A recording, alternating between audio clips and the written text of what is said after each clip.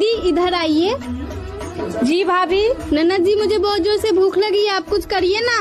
नहीं भाभी, अभी तो आप कुछ नहीं खा सकती, माँ देखेगी तो चिल्लाएगी। लेकिन मैं क्या करूँ, मुझसे बर्दाश्त नहीं हो रहा है। ठीक है, मैं कुछ करती हूँ। ठीक है। बहू क्या हुआ तुम्हें? तुम इतनी परेशान क्यों है? मेहमान चले गए, चलो। लेकिन माँ जी वो क्या हुआ? वो माँ जी मुझे बहुत जोर से भूख लगी है।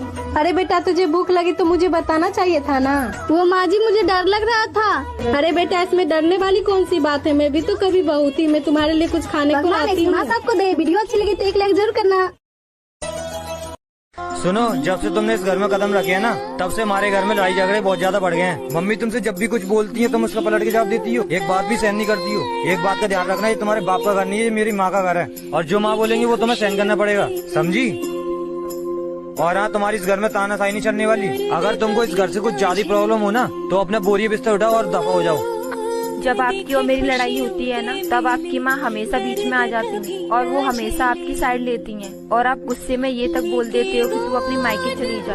जब हम लड़कियां अपने मायके चले जाते हैं ना, तो हमारे भैया भाभी हमें बहुत सुनाते हैं कि तुम्हारी ही गलती होगी, और हमारे पापा बोलते हैं कि बेटा मैनेज करना सीखो, और कब तक आप अपने मायके में रहोगी। और माँ बोलती है कि बेटा आपका घर ये नहीं है, आपका घर वो है। और आप लोग भी बोल देते हो कि अपना बोरिया बिस्तर उठाओ और दफा हो जाओ। तो आप ही बताओ, हम लड़कियों का असली घर कौन सा है? क्या हम लड़कियां पैदा होने के बाद सच में बोझ बन जाती हैं? एक कमेंट करके जरूर बताओ। बहू, आज खाने में क्या बना रही हो? माँ जी, मैं कद्दू की सब्जी बनाने जा रही हूँ। आज मेरी बेटी आ रही है, तो एक काम करना, आज पनीर की सब्जी बनाना। ठीक है। वाह भाभी, आज तो गर्मा गर्म खाना खा के आज तो मजा ही आ गया। माँ, मैंने बहुत दिनों बाद इतना गर्मा गर्म खाना खाया है। माँ, मेरी सास बोलती है पहले सबको जाके खाना खिला, जब तक मैं खाना खाने बैठती हूँ तब तक खाना ठंडा हो जाता है। अरे कैसी बेवकूफ सास है तेरी, उसको भी तो समझना चाहिए कि तू उस परिवार का हिस्सा है। हाँ माँ, वो समझे तो ना। दीदी, आप और माँ जी बात कीजिए, मैं तब तक खाना खा के आती हूँ। ठीक है भाभी।